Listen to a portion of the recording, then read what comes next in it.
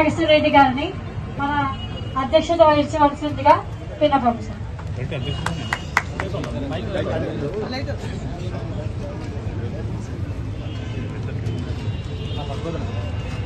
అధినేత deputy CM Pawan Kalyan గారి ఆశీస్సులతో, అదేవిధంగా నరేంద్ర మోడీ గారి యొక్క ఆశీస్సులతో ఈరోజు కూటమి ప్రభుత్వం ఏర్పడినటువంటి యొక్క టౌన్ బ్యాంక్ పాలక వర్గాన్ని, ముఖ్యంగా ఇక్కడ ఉన్నటువంటి పెద్దలు ఉరుకుందయ్య శెట్టి గారిని రెండవసారి చైర్మన్ గా, అదే రకంగా వైస్ చైర్మన్ గా బండా నరసప్ప గారు, పాలక వర్గం, ఇక్కడ ఉన్నటువంటి వేదిక మీద ఉన్నటువంటి బీజేపీ, జనసేన, తెలుగుదేశం కూటమి నాయకులందరికీ ఈరోజు ప్రమాణ స్వీకారం చేసిన మీ అందరికీ కూడా పేరు పేరున ముందుగా శుభాకాంక్షలు తెలియజేస్తున్నా. ఇప్పుడే డీసీఓ గారు మాట్లాడుతూ చెప్పడం జరిగింది. ఇక్కడ మీరు చూస్తే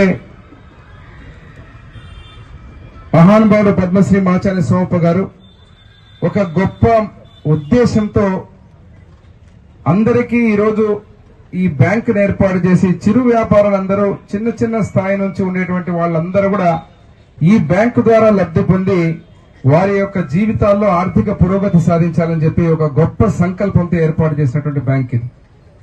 ఈ రోజు కూడా దేదీప్యమానంగా ఈ బ్యాంకు కొనసాగుతూ అన్ని రకాల ఒడిదుడుకులు ఎదుర్కొన్నా కూడా ప్రభుత్వాలు మారినప్పుడంతా ఈ బ్యాంకుని ఇబ్బందికరమైన పరిస్థితుల్లో తీసుకుపోయే స్థితికి వచ్చినా కూడా ఇంకా కూడా ఈ బ్యాంకు ఒక గొప్ప బ్యాంకుగా మన టౌన్ బ్యాంక్ అనగానే ఎమ్మెగనూరు నుంచి పేరొందిన బ్యాంకుగా ముందుకు పోవడం జరుగుతూ ఉంది. పాలక వర్గం అన్నప్పుడు ఇక్కడ వేదిక మీద ఉన్నటువంటి పాలక వర్గాన్ని చూస్తున్నారు మీరు.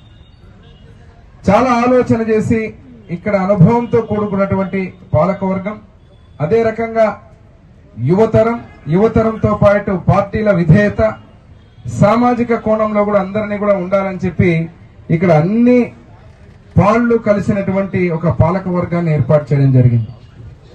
దీనికి వచ్చినప్పుడు గత ప్రభుత్వంలో చైర్మన్ గారు ఉరుకుందయ్య శెట్టి గారు ఆల్రెడీ చెప్పడం జరిగింది. అంటే ఏ స్థితిలో ఉంది, ఎన్పీఎస్ అనేది అత్యంత కీలకమైంది. ఎమ్మెగనూరులో ఎన్పీఎస్ రికవరీ గాని, ఎన్పీఎస్ సిచ్యువేషన్ గాని గత ప్రభుత్వంలో 2014-19 నుంచి మనము ముఖ్యమంత్రిగా చంద్రబాబు నాయుడు గారు ఉన్న రోజున ఇదే పాలక వర్గం ఆ రోజు ఏర్పాటు చేసిన పాలక వర్గాన్ని కూడా చైర్మన్ గా ఉరుకుందయ్య శెట్టి గారు ఉన్నారు.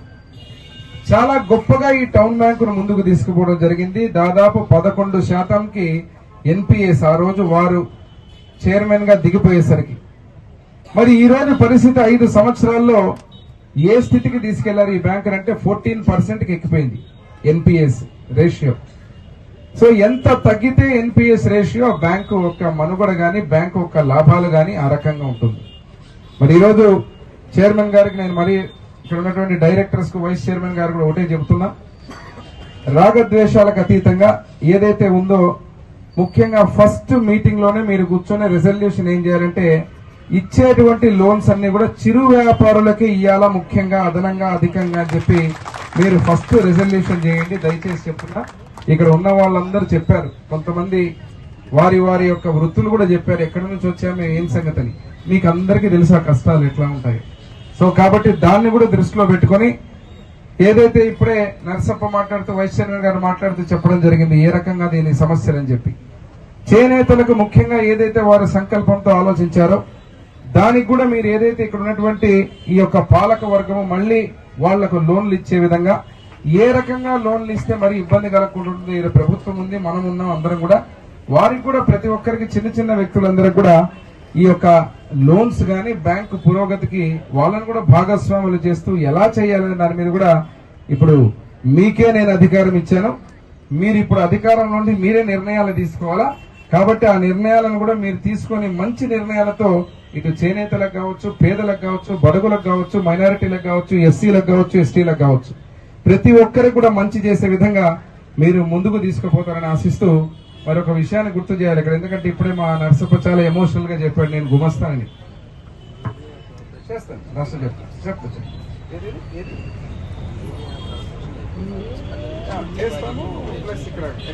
అదే విధంగా. సరే, నేను రాజకీయ అంశం మాట్లాడే టౌన్ బ్యాంకు పరిధి ఈ రోజు వరకు ఓన్లీ టౌన్ కు మాత్రమే విస్తరించింది. నా ఆలోచన ఏమంటే, చేనేతలు గుడేకల్లో ఉన్నారు, నాగల్దిన్నెలో ఉన్నారు, అదేవిధంగా గోనెగండ్లలో ఉన్నారు, పెద్దమరివీడిలో ఉన్నారు, ఇతరత్ర వివిధ పల్లెల్లో కూడా చేనేతలు ఉన్నారు.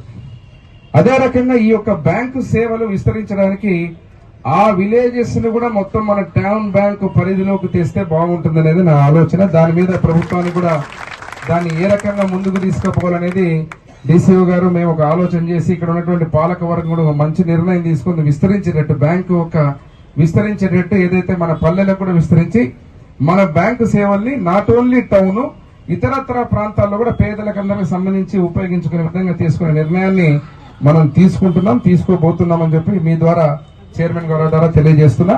అదే విధంగా ఇదే కాకుండా ఇక్కడ చూస్తున్నారు మీరు ఎమ్మెగనూరులో ఈ రోజు 1 ఇంచు గాని 1 సెంటీమీటర్ గాని ఏదైనా గాని చాలా విలువైనటువంటి భూమి, విలువైనటువంటి స్థలాలు.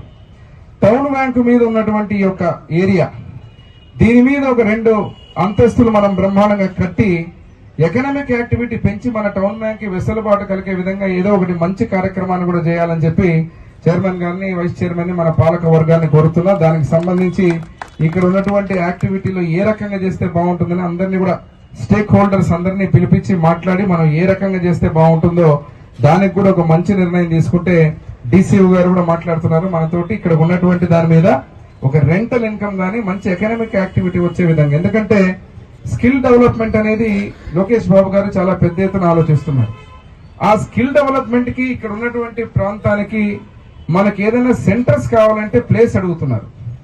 అదే మన టౌన్ బ్యాంకు సంబంధించి, ఎందుకంటే సోమప్ప గారు చాలా గొప్ప సంకల్పంతో స్థాపించిన ఈ బ్యాంక్ ని ఇక్కడ ఉన్నటువంటి స్థలాన్ని గానీ మనం ఎకనామిక్ యాక్టివిటీ కోసం ఇక్కడ ఉన్నటువంటి దాన్ని ఉపయోగించుకొని మనం ఏదైనా ఒక 2 అంతస్తులు మళ్ళీ కట్టి ఆ 2 అంతస్తుల్లో అటువంటి పనికి వచ్చేటువంటి కార్యక్రమాలకు ఇస్తే ఇటు ప్రజలకు అదే రకంగా రెవెన్యూ పరంగా కూడా మనకి ఇన్కమ్ కూడా ఉంటుంది మన బ్యాంకు అని తెలియజేస్తున్నా.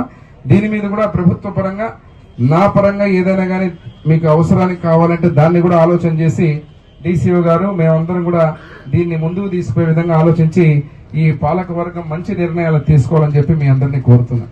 మరి అదే విధంగా చివరిగా నేను ముగించే ముందర ఎక్కువ సమయం తీసుకోకుండా నర్సప్ప ఒక మాట మాట్లాడాడు, గుమస్తా అని.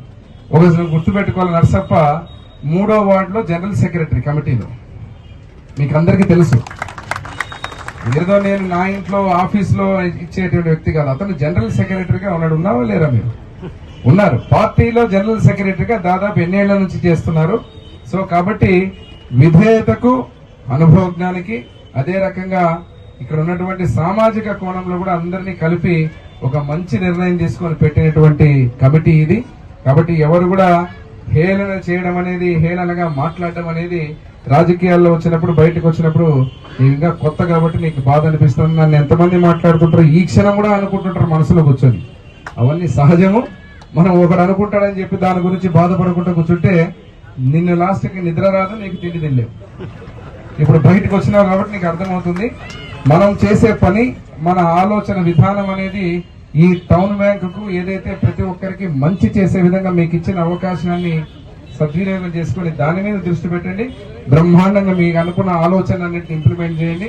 ఎవరు కూడా అటువంటి ఆలోచనలకు అధైర్యపడకుండా ముందుకు పోవాలని ఆశిస్తూ ప్రతి ఒక్కరు కూడా ఇక్కడికి వచ్చినటువంటి తెలుగుదేశం కుటుంబ సభ్యులు, జనసేన కుటుంబ సభ్యులు, బీజేపీ కుటుంబ సభ్యులకి, పత్రికేయ మిత్రులందరికీ ధన్యవాదాలు, శుభాకాంక్షలు. మరొక్కసారి కమిటీకి శుభాకాంక్షలు తెలియజేస్తూ సెలవు తీసుకుంటున్నాను. Thank you.